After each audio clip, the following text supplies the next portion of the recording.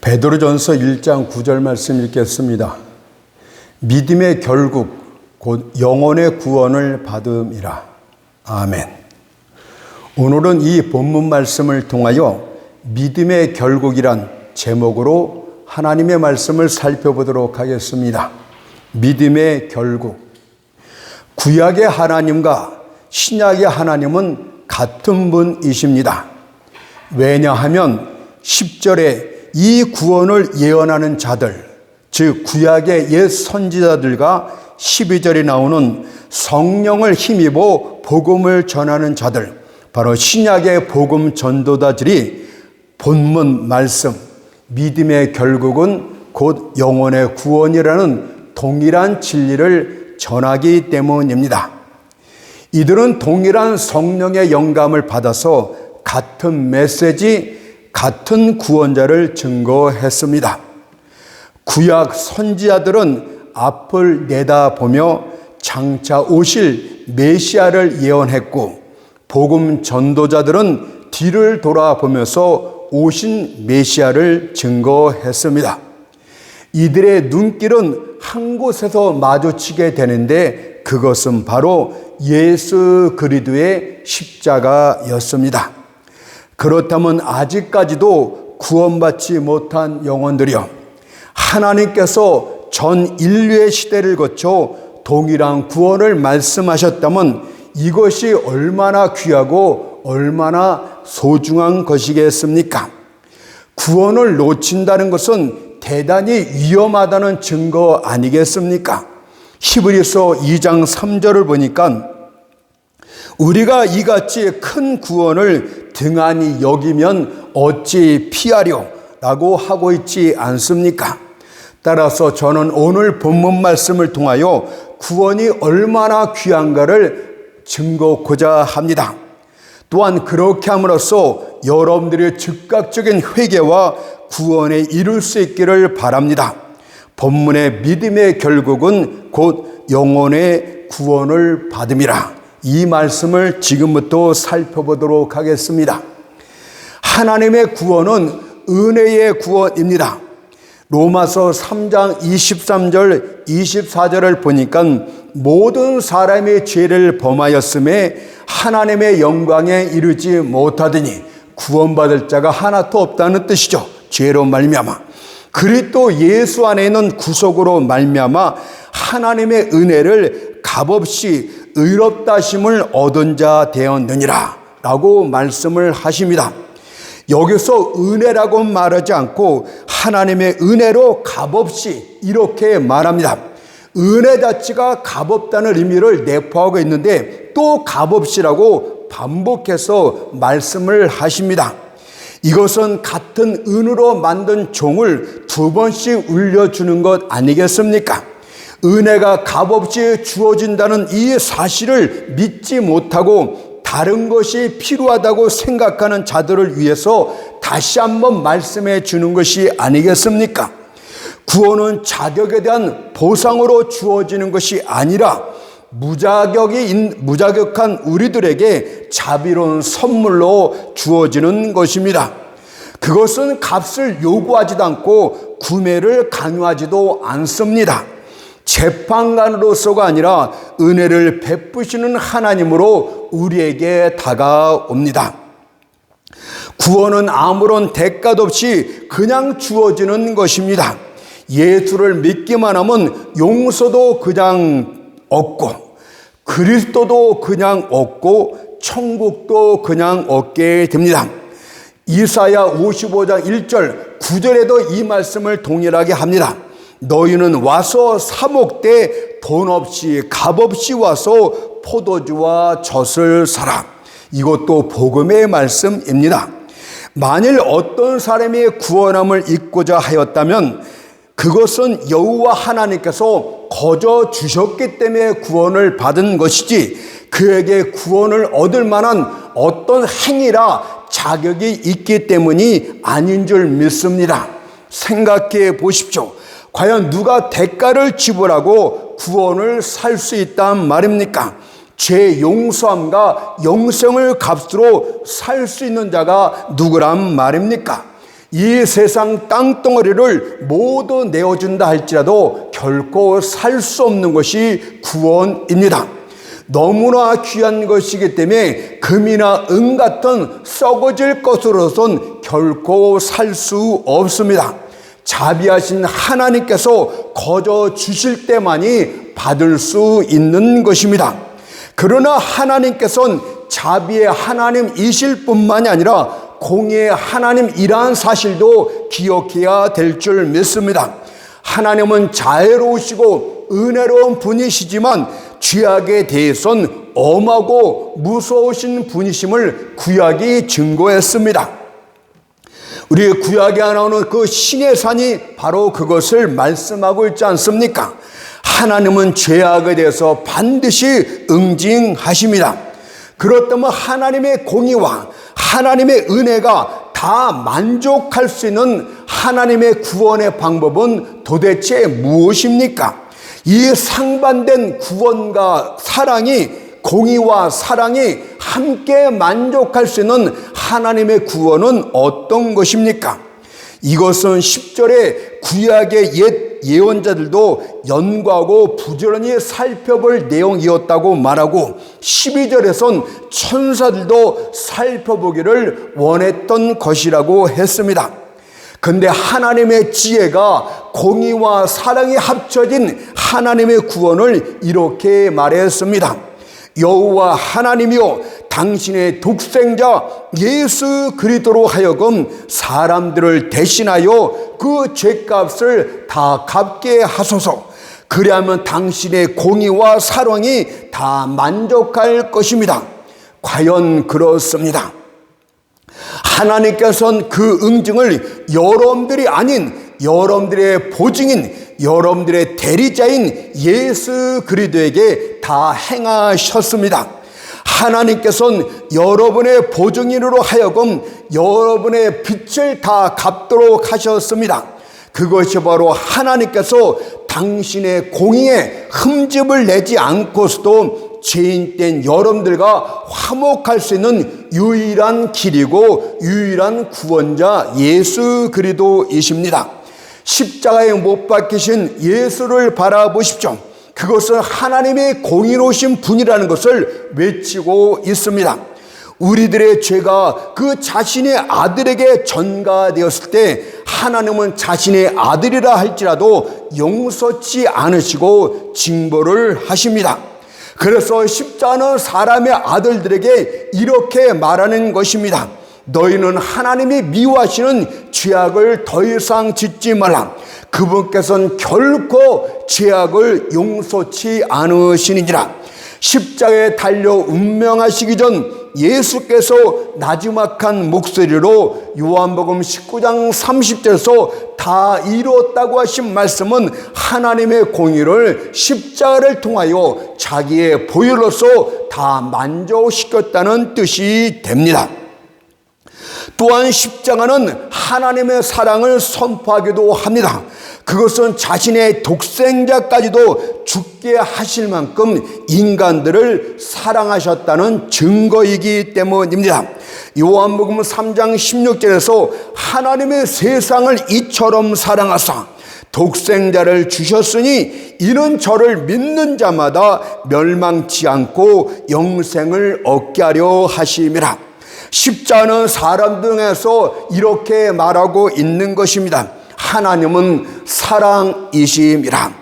따라서 이제 우리는 우리의 구원자 예수를 믿기만 하면 의롭다함을 받게 됩니다. 믿음은 연합을 뜻하는 것입니다. 믿음은 하나됨을 뜻하고 있는 것입니다. 믿음의 공식적인 외적인 표현이 바로 세례 아닙니까? 구약에서도 속죄제물에게 자신의 손을 얹음으로써 하나가 되고 연합이 되는 것입니다. 그리고 그 속죄제물이 피 흘려 죽을 때 자신의 죄가 용서함을 받게 됩니다. 따라서 믿음은 예수와 연합하는 것을 말하는 것이고 그를 통하여 구원함을 얻게 됩니다. 로마서 8장 1절 2절이 이렇게 말하고 있습니다. 그러므로 이제 그리스도 예수 안에 있는 자에게는 결코 정죄함이 없느니라. 이는 그리스도 예수 안에 있는 생명의 성령의 법이 죄와 사망의 법에서 너를 해방하였음이라고 말합니다. 그러나 인간들은 여전히 스스로의 행위를 통하여 구원에 이르려고 합니다. 만일 여러분이 행위로 구원을 얻고자 한다면 여러분은 반드시 하나님이 정하신 율법을 다 지켜야만 됩니다. 왜냐하면 율법은 단 하나의 한 번의 범죄가 있더라도 용서치 않고 여러분을 정죄할 것이기 때문입니다. 따라서 여러분은 율법을 온전히 지키기 위해서 외적인 행위뿐만이 아니라 마음으로도 완벽하게 지켜야 됩니다. 그래서 율법을 신령한 것이라고 말하고 있습니다. 율법이 이렇게 명령을 합니다. 누가복음 10장 27절 말씀을 보니까 내 마음을 다하여 목숨을 다하며 힘을 다하며 뜻을 다하여 주 너의 하나님을 사랑하고 또한 내 이웃을 내 몸과 같이 사랑하라. 율법은 하나님을 사랑할 때 마음과 뜻을 완전히 다해서 율법의 계명들을 하나씩 지킬 것을 말하고 있는 것입니다. 때문에 마음이 단 한 번이라도 옳은 데서 벗어나게 된다면, 스쳐가는 유혹의 그림자를 단 한 번이라도 마음에 받아들이게 된다면 그는 율법을 범한 자가 됩니다. 그렇다면 과연 여러분들은 죽는 날까지 그렇게 할 수 있겠습니까? 시시각각 닥쳐오는 수많은 유혹들과 벌떼같이 몰려드는 수많은 시련들 앞에서 여러분들이 걸쳐 넘어지는 순간들이 없겠습니까? 여러분들의 눈길이 정욕과 탐능을 쫓아 패한다든지 여러분의 손이 선하지 않은 것을 만져내는 순간들이 없겠습니까? 만일 그렇게 한다면 여러분들은 율법을 범한 자가 됩니다. 마태복음 5장 28절을 보세요. 여자를 보고 음욕을 품는 자마다 마음에 이미 간음하였느니라고 말씀하심으로써 마음의 법까지도 율법은 요구하고 있기 때문입니다. 설령 여러분들이 이 땅에서 율법을 다 지켰다 할지라도 천국에서도 계속 그 율법을 지켜야만 됩니다. 왜냐하면 여러분들의 이룬 의는 여러분들 자신의 것이어야 하기 때문에 율법은 결코 완성된 것이 아니기 때문입니다. 따라서 여러분은 언제든 저 천국의 빛난 성벽으로 또 떨어질 수도 있는 것이고, 신혼입은 비파 타는 자들 가운데 앉아 있다가도 언제든지 멸망할 수 있습니다. 이는 피조물들의 순종은 영원토록 끝나는 것이 없기 때문입니다. 그런데 이처럼 율법을 지키는 것도 불가능한데 더 끔찍한 사실이 무엇인지 아십니까? 모든 사람들이 태어날 때부터 이미 끔찍하게도 율법을 범한 자들이라고 선언하고 있기 때문입니다. 그런데 어떻게 행위로서 구원에 이를 수 있단 말입니까? 첫 번째, 아담의 타락으로 말미암아 모든 사람들이 죄인 되었고 이미 율법의 저주 아래서 태어났기 때문입니다. 어떤 이들은 이렇게 불만을 토로합니다. 내가 태어날 때부터 왜 죄인이란 말인가? 내가 행한 것이 아무것도 없는데 왜 그렇게 되는 것인가? 그것은 너무 부당한 것이다 라고 불평을 하기도 합니다. 이와 관련해서 성경이 증거하는 것은 사람들을 다루시는 하나님의 대표자 방식입니다. 하나님께서는 태초에 한 사람의 대표자로부터 인류가 시작하는 것을 기뻐하셨습니다. 그 한 사람 인류의 대표자는 아담이었습니다. 하나님께서는 택하신 대표자 아담 안에서 모든 사람들을 한꺼번에 다루기로 작정하셨습니다. 창세기 말씀을 읽어보세요. 모든 동식물과 모든 각종 나무는 수만 수억 개를 한꺼번에 창조하셨지만 사람은 딱 하나를 만들었다는 것은 무엇입니까? 사람도 수십억을 한 번에 창조할 수 있는 하나님이 아담 하나를 창조했다는 것은 그 한 사람 대표자로부터 인류가 시작하는 것을 기뻐하고 대표자 방식을 하나님이 정했다는 뜻이 됩니다. 온 인류는 그 한 사람의 대표자 아담 안에서 얼마 동안은 완전할 수 있었습니다. 그러나 아담의 순종은 그리 오래 가지 못한 듯합니다. 시편 49편 12절을 보니까 사람은 존귀하나 장구치 못하며, 사람이란 말이 아담이란 뜻 아닙니까? 완전한 사람 아담을 뜻하고 있는데 존귀하게 지음을 받았지만 장구치 못했다고 선언합니다. 얼마 되지 않아서, 며칠이 지났는지 모르겠지만, 몇 달을 버텼는지 모르겠지만 아담은 유혹을 받아 타락하고 말았습니다. 대표자 아담은 왜 타락했을까요?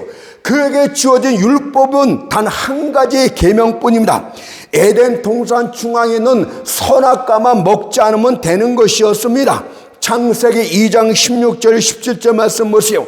여호와 하나님이 그 사람에게 명하여 가라사대 동산 각종 나무의 실과는 내가 임의로 먹되 선악을 알게 하는 나무의 실과는 먹지 말라. 내가 먹는 날에는 정령 죽으리라. 이 선악과 하나만 안 먹으면 됩니다. 얼마나 간단하고 단순합니까? 수십 가지 수만 가지 계명을 준 것이 아니고 단 한 가지만 주었습니다. 그런데 사람들은 이것까지도 불평을 합니다. 왜 선악과 나무에 뭔 특별한 특효가 있기 때문에 하나님의 금했나? 그러면 하나님의 선악과를 거기에 두지 않았으면 될 것이 아닌 것인가? 여러분들, 선악과는요 그런 것이 아니었습니다. 선악과를 먹지 말라는 그것을 통해서 피조물과 창조주 사이의 관계를 말씀하고 있는 것입니다. 아담에겐 창조주가 누리는 권리를 다 주었어요. 네가 임의로 모든 것을 다 할 수 있고 모든 동식물을 다스릴 수 있다. 창조주의 권한을 다 줬어요. 그러나 아담의 창조주가 아니라는 것을 가르쳐 주기 위해서 그 하나님이 주신 한 가지 계명을 지키라. 순종을 통해서 너의 위치는 많은 권리를 받고 많은 축복을 받았지만 너는 창조주가 아니라 너는 피조물이니 창조주를 순종하라. 이런 뜻이었습니다.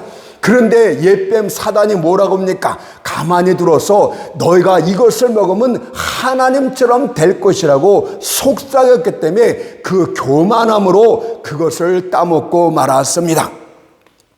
우리의 대표자는 범죄하고 말았습니다. 창세기 1장 27절에서 하나님의 형상대로 지음을 받은 가장 완전한 사람, 가장 완전한 의인이었던 아담도 한 가지 계명조차 지키지 못하고 넘어지고 말았습니다. 그러면 그보다 한참 부족한 우리들은 오죽하겠습니까? 대표자 방식을 부인하시는 여러분, 싫어하시는 여러분들, 완벽한 아담도 넘어졌다면 여러분들은 이미 행위로서 각자 구원에 이르라고 말씀하셨다면, 행위를 통해서 하나님의 완전함을 계속 보이라고 말씀하셨다면 여러분들 모두는 이미 지옥에 있는 줄로 믿습니다. 아담은 범죄하였고 그 결과로 그가 대표자였기 때문에 그 온 인류가 죄인되고 말았습니다. 그래서 사람은 태어날 때부터 아담의 범죄, 바로 죄성을 갖고 태어나는 본질적인 죄인입니다. 시편 51편 5절을 보세요. 내가 죄악 중에 출생하였으며 모친이 죄 중에 나를 잉태하였나이다. 그런데 어떻게 율법을 지킬 자격조차 없는 여러분들이 율법을 지켜서 행위로서 구원에 이를 수 있다고 말하고 있는 것입니까? 여러분들은 결코 율법을 통해서는 구원에 이르지 못합니다. 율법은 여러분들이 죄인 됨을 가르쳐주기 위해서 주신 것이지 구원을 위해서 주신 것이 아님을 기억해야 될 줄 믿습니다. 사람들은 하나님의 대표자 방식에도 흠을 잡습니다. 그것은 공평한 것도 공의로운 것도 아니라고 합니다. 첫 대표자 아담의 죄로 인하여 자신들이 죄인된 것은 불의하다고 주장을 합니다. 그러나 만일 여러분들이 천사들의 타락을 보게 된다면 하나님 앞에 대표자 방식을 크게 찬양하게 될 줄 믿습니다. 천사들은 대표자 방식이 아니라 각자의 행위대로 범죄하게 됩니다.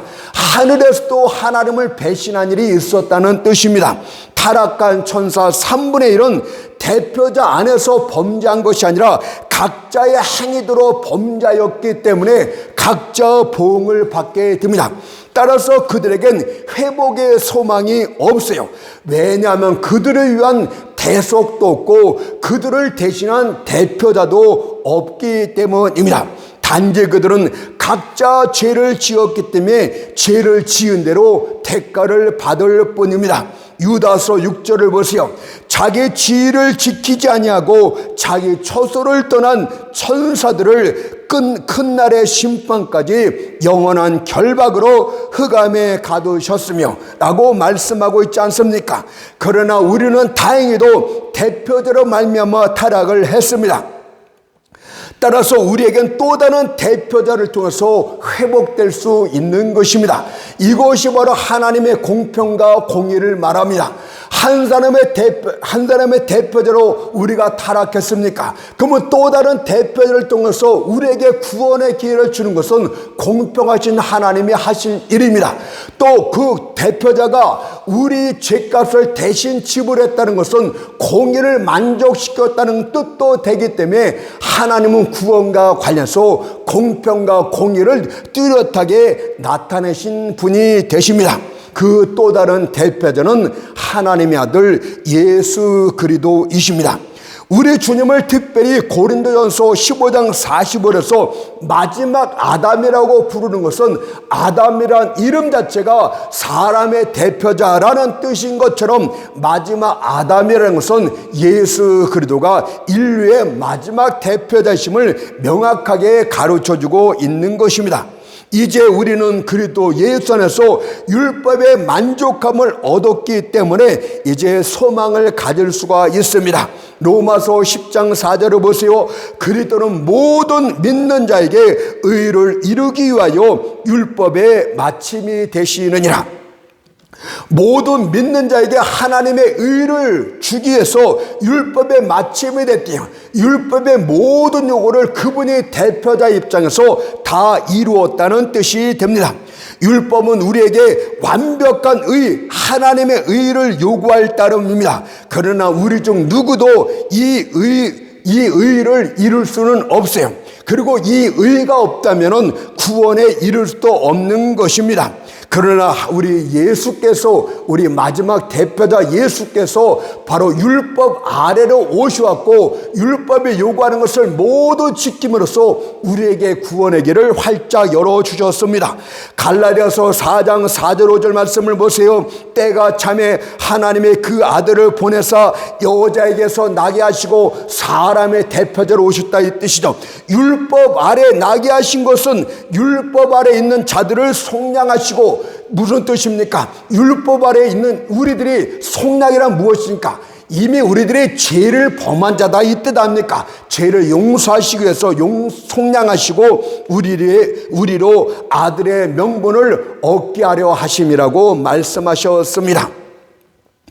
하나님의 아들 예수께서 그 율법을 지킬 때 율법은 그 정도를 낮추지를 않았어요. 자신의 요구를 하나님의 아들이라 할지라도 모든 것을 다 요구했습니다. 우리 주님께서는 하나님의 율법을 지키는데 얼마나 열심히 했는가를 성경이 말합니다. 시편 40편 8절을 보세요. 나의 하나님이여 내가 주의 뜻 행하기를 즐기오니 주의 법이 나의 심중에 있나이다. 하나님의 법을 지키는 것을 기뻐하고 있다고 말하고 있지 않습니까? 그러나 예수님 자신이 그 율법을 지키는 것, 요구하는 것을 지키는 것으로만 끝나는 것이 아니에요. 왜냐하면 우리의 대표자이셨기 때문에 우리가 범한 죄값을 율법이 요구하고 있기 때문에 그 죄값도 또한 그분이 치러야만 되는 것입니다. 민수기 14장 18절에 보니까 형벌 받을 자를 결단코 사하지 아니하시고 공의를 반드시 공의를 심판하시고 죄를 응징하신다, 그 뜻입니다. 그리고 그 형벌은 바로 로마서 6장 23절에서 죄의 삭선은 사망이라고 율법이 말합니다. 요만한 죄 하나 지어도 무조건 죄값은 사망이래요. 큰 죄를 졌던 작은 죄를 졌던 다 사망이라고 말합니다. 모든 사람들이 죄로 인해서 죽는다는 것은, 그들이 바로 죽는다는 이야기는 그들이 죄성을 갖고 있고 죄인이란 뜻입니다. 어린아이도 죽습니다. 부처도 죽었습니다. 교황도 죽습니다. 무엇입니까? 그들이 본질적으로 죄인이었다는 것을 말하고 있는 것 아닙니까? 그러나 이제 우리 주 예수 그리스도로 말미암아서 우리는 그분을 찬양해야 될 줄 믿습니다. 그분이 율법에 마침 율법을 완벽하게 지켰다고 선언하기 때문입니다. 정잠을 받을 때마다 이제 우리는, 믿는 우리들은 갈보리 십자가에 달리신 예수를 가리키면서 이렇게 말해야 됩니다. 오 율법아, 저기를 봐라. 내가 내게 요구하는 하나님의 공의가 입증된 것을 보라. 예수께서 그 상처로 가슴에 피를 뿌리시고 내 대신 죽은 것은 너의 요구에 대한 나의 대답이니라. 이 사단아, 내가 나를 어째여 정죄하느냐. 저게 예수를 봐라. 저 예수가 나를 위해서 십자가에서 달려 돌아가시고 모든 죄값을 다 지불하신데 내가 감히 나를 정죄하느냐. 우리 인간들은 대표자 안에서, 예수라는 대표자 안에서 모든 죄를 용서받았느니라. 이제 우리는 예수 안에 있기 때문에 우리는 구원함을 받았느니라고 그 물리치고 대적해야 되는 줄로 믿습니다. 로마서 8장 34절이 말합니다. 누가 정죄하리요? 죽으실 뿐 아니라. 누가라는 건 무엇입니까? 율법도 사단도 누구도 정죄를 못한다, 이 뜻입니다. 심지어 하나님도 정죄하지 않는다, 이 뜻입니다. 누가 정죄하리요? 죽으실 뿐 아니라 다시 살아나신 이는 그리스도 예수시니 그는 하나님의 우편에 계신 자요 우리를 위하여 간구하시는 자니라. 그분께도 중보자로서 하나님 보좌 우편에서 우리를 위해서 간구하십니다. 예, 하나님이여, 내가 저를 위해서 십자가에서 피를 흘리고 죄값을 갚았나이다. 나의 손과 나의 옆구리를 보십시오. 죄값을 치른 것이 아니나이까? 라고 간구하시는 중보자라, 이 뜻입니다. 예수 그리스도는 하나님이십니다. 율법이 죄의 삭시 사막이라고 하였는데 모든 사람의 죄를 범했습니다. 그 죄값을 과연 누가 지불할 수 있단 말입니까? 다른 한 사람의 생명이 다른 사람들의 생명을 다 합친 것보다 더 귀한 생명을 가진 자가 누구란 말입니까? 바로 피조물 인간을 창조하신 하나님만이 그렇게 할 수가 있습니다. 그래서 로마서 9장 5절에 예수가 하나님심을 명확하게 말합니다. 그리스도가 저희에게서 나셨으니 저는 만물 위에 계셔 세세의 찬양을 받으실 하나님이시니라. 아멘. 특별히 창조주 하나님을 말하고 있는 것은 피조물 인간의 죄를 다 담당할 수 있는 그 창조주심을 증거하는 뜻이 되겠습니다. 또한 예수는 완전한 사람이셨습니다. 그분은 사람의 겉모습만 가진 하나님이 아니십니다. 그분은 진실로 완전한 사람이셨습니다. 그분이 사람이셔야 될 이유 두 가지가 있습니다. 첫째로 하나님은 죽으실 수가 없기 때문에, 영원하신 하나님은 죽을 수 없기 때문에 그분이 완전한 사람으로 오셔왔고 십자가에서 피 흘려 죽으셔야 했습니다. 또한 사람이어야 하면 그분이 하나님의 정한 대표자 방식을 따서 사람이 되셔야 했기 때문입니다. 사람의 껍데기만 가져오면 안 돼요. 완전한 사람이 되어야만 대표자가 될 수 있는 것 아닙니까? 천사도 그 누구도 오직 사람만이 사람의 대표자가 될 수 있습니다. 그래서 그분은 아브라함의 계통을 따서 쭉 오다 보면 예수님이 태어나신 것은 그분이 사람의 대표로서 혈통을 따라서 오시되 죄가 없는 몸으로 오셨습니다. 죄가 없는 몸, 바로 동정녀 마리아를 말하는 거 아닙니까? 성녀로 잉태한 자연적인 출생이 아니라 특별한 출생을 통해서 죄가 없는 몸으로 오신 예수의 완전하신 사람의 모습을 보여주고 있는 것입니다. 천사의 모양이 아니라 사람의 모양으로 오셨다는 것은 그분이 사람의 대표자가 되셨다는 뜻이에요. 히브리서 2장 16절이 그것입니다. 이는 실로 천사들을 붙들어 주려 하심이 아니요 오직 아브라함의 자손을 붙들어 주려 하심이라. 아브라함의 자손, 저게 문자적인 이스라엘 민족을 말하는 것이 아니라 영적 이스라엘인 믿는 성도들을 말하고 있는 것입니다. 완전한 하나님이시며 완전한 사람으로서 하나님과 사람 사이의 중보 역할을 하시는 예수만이 우리의 구원자가 되시는 것입니다. 빌립보서 2장 6절 8절을 보세요. 그는 근본 하나님의 본체시나 하나님과 동등됨을 취할 것으로 여기지 아니하시고 오히려 자기를 비워 종의 형체를 가져 사람들과 같이 되었고 사람의 모양으로 나타나셨음에 자기를 낮추시고 죽기까지 복종하셨으니 곧 십자가에 죽으심이라. 그렇다면 왜 우리가 예수를 믿어야 됩니까? 하나님의 정하신 대표자 방식을 우리는 전가법칙이라도 이야기합니다. 우리 흘러간다 이 뜻이요. 이런 대표자가 행한 모든 일의 결과가 그 모든 후손들에게 미치기 때문에 전가법칙이다, 이렇게도 말합니다.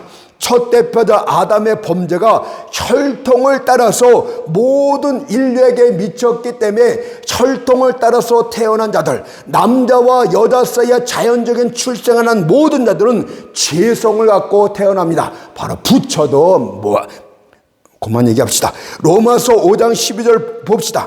이름으로 한 사람으로 말미암아, 첫 대표자 아담을 말해, 이름으로 한 사람으로 말미암아 그로 비롯됐다 이 뜻이에요.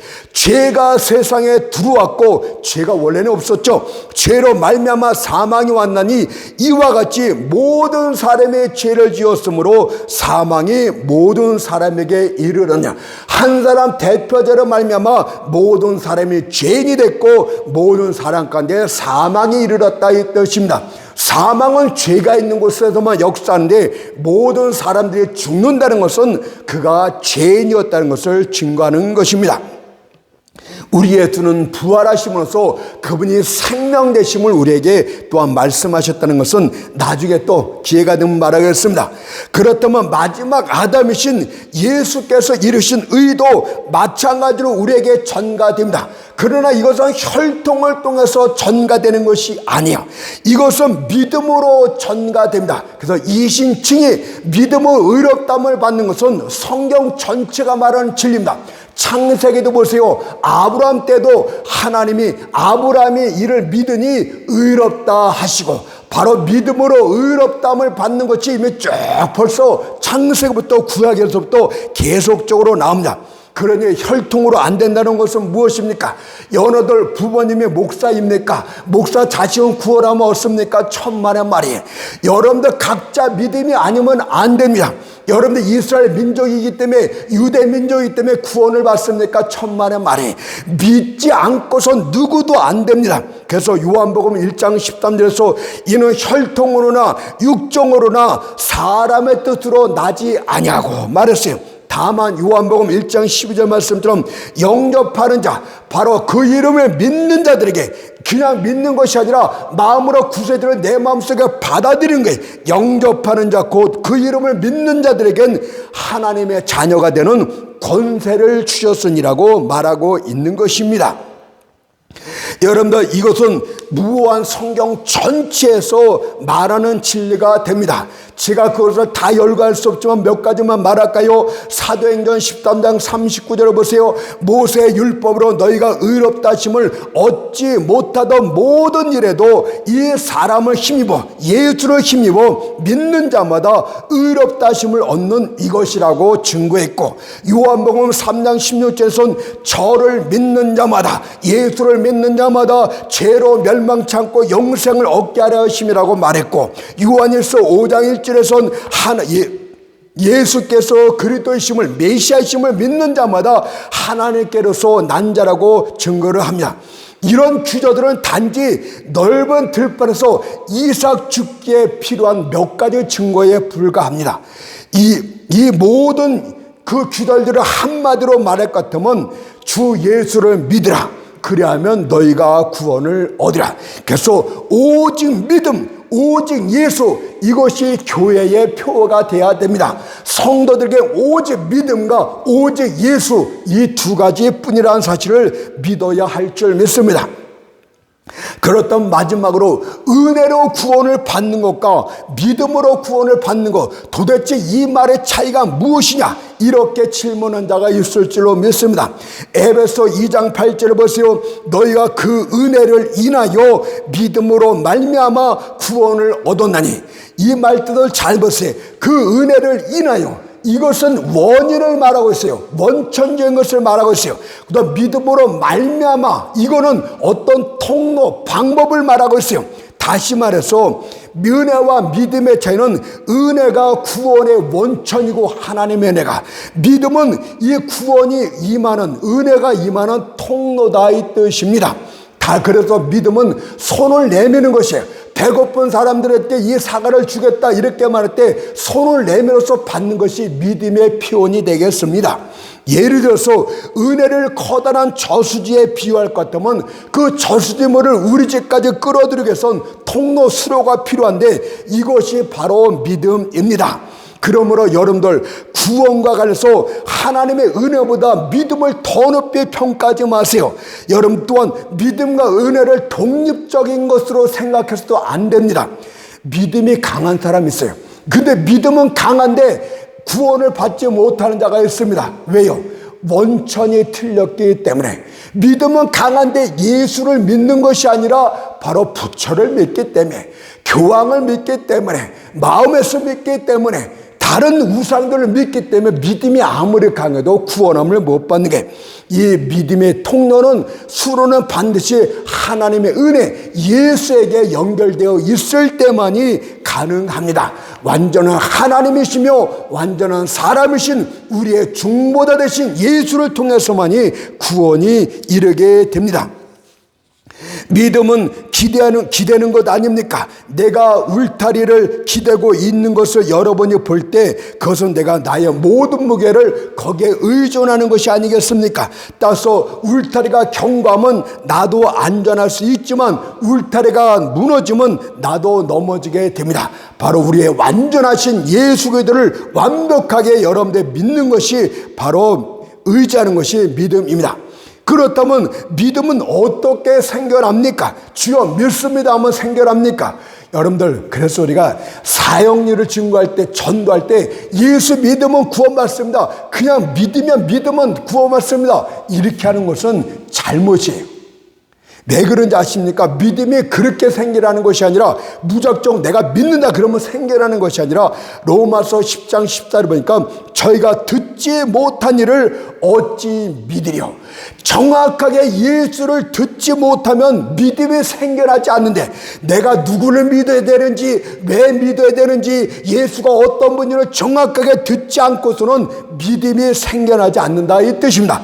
따라서 말씀이 중요한 것이에요. 설교자 이런 호화찬란한 말, 이런 기교적인 말이 아니라 설교자의 말 안에 복음의 진리가 정확하게 들어가 있는 그 말을 들어야만이 믿음이 생겨납니다. 그러니 설교자들이 좋은 말, 아름다운 말, 재밌는 말만 하는 것은 의미가 없어요. 그런 데서는 믿음이 생겨나지를 않습니다.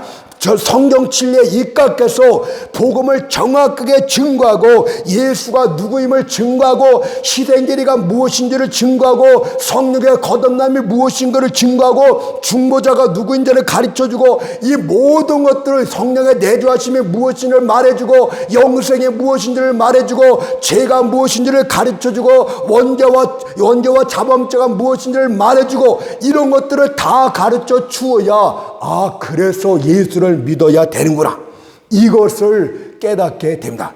그런데 성경을 잘 모르니까 목회자들이 미안한데 성경을 잘 몰라요. 성경을 잘 모르니까 설교가 어려워요. 복음을 쓴다고 얘기하자면 복음도 아닌 거 그냥 좋은 말 그냥 하는 겁니다. 얼마나 편해. 그래서 이 책 저 책 찾아보면서 그냥 좋은 말 다 갖다 붙입니다. 좋은 말을 듣기는 들었는데, 설교 진짜 듣기는 좋았는데 그냥 고개는 끄덕였는데 남는 거는 아무것도 없어요. 여기서는 믿음이 절대 생기지 않습니다. 여러분들, 그래서 여러분들 하나님의 말씀이 정말 선포되는 것, 설교자의 말 중에서도 그 안에 하나님의 말씀 그 자체가 여러분들에게 믿음을 낳게 합니다. 그 외에요, 바로 교회 안에 예수가 선포되는 데는 항상 누가 계십니까? 복되신 성령님이 계신데 그 복음을 증거할 때 성령님이 같이 역사하심으로써 그 말씀을 들어서 믿음이 생겨납니다. 로마서 10장 17절에 보니까 그러므로 믿음은 들음에서 나오며 들음은 그리스도의 말씀으로 말미암느니라고 말씀하고 있지 않습니까? 그런 의미에서 보면 오늘날 한국교회 강단은 복음화될 필요성이 있습니다. 대단한 많은 설교들이 교리보다도 웅변의 우아함을 더 높이 평가하고 말의 지혜가 그리스도의 십자가보다 더 두드러지고 있기 때문입니다. 그리스도에 대해서 간단 명료하게 정확하게 말을 해줘야 됩니다. 왜냐하면 복음이라는 것은 여러분들 안내판과 똑같아요. 바로 길거리 안내판 붙으면 간단 명료하게 정확하게 오른쪽으로 몇 킬로를 더 가면 됩니다. 이렇게 정확하게 가르쳐주는 것이 복음입니다. 예수를 만나게 해서. 그런데 거기 오방가지를 다 그 편말에다 갖다 붙이고 글을 쓰니 사람들이 찾을 길이 있습니까? 여러분들 구원의 진리, 믿음으로 의롭다는 이 진리를 정확하게 전하십시오. 오늘 믿음의 결국은 곧 영원의 구원이라는 짧은 문장에서 정확하게 진리를 이해하고 그 진리를 전하도록 하십시오. 그렇게 할 때 구원함을 받습니다. 사람들은 야 믿음으로만 구원받으면 그것은 도덕적인 행위를 해야 하는 것이다. 그렇다면 사람은 믿고 구원받은 다음에 제멋대로 사는 것 아니냐. 여러분들 천만의 말이네. 믿음으로 구원함을 얻는다를 증거하게 되면 성령님이 역사하시면서 그 말씀과 함께 여러분들의 성품을 새롭게 합니다. 그것이 바로 중생이고 이게 신의 성품을 갖는 게, 그러면 믿음이 뿌리가 되는 게, 거기서 나오는 것이 거룩한 행위가 되는 것입니다. 또 믿음으로 의롭다함을 받으면 술주정뱅이가 여러분들 정숙하고 정직하고 맑은 신사가 되는 것이고, 도박꾼들이 새로운 사람으로 바뀌는 것들은 무엇입니까? 바로 성령께서 그 마음을 새롭게 하기 때문에 새 영과 새 마음을 주기 때문에 새 성품을 주는 역사이기 때문에 하나님의 아들 명분만 갖는 것이 아니라 하나님의 아들의 본질의 모든 것들을 성령님이 역사하시고 항상 우리 안에서 죽을 때까지 영원토록 함께 하시면서 그 감동을 주시기 때문에 사람들이 변화하는 것입니다. 믿음은 뿌리가 되는 거예요. 믿음은 열매가 아니에요. 믿음의 진짜 뿌리로부터 무엇이 생겨난다고요? 거룩한 행위가 나타납니다. 그래서 믿음이 가짜인 사람은 옛날이나 지금이나 똑같아요. 똑같은 죄인입니다. 그러나 믿음의 진짜 뿌리를 갖고 있는 사람은 거룩한 행위가 삶 가운데서 나타나게 될 줄 믿습니다.